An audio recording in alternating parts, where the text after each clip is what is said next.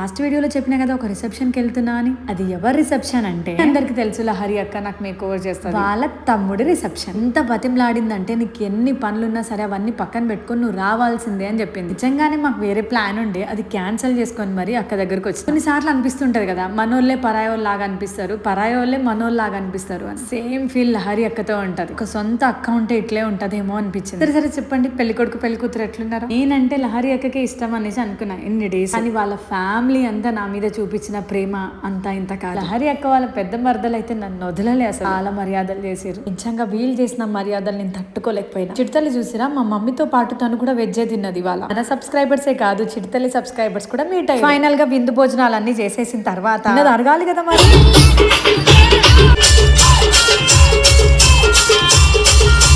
रंगेली पैसे वाली, वाली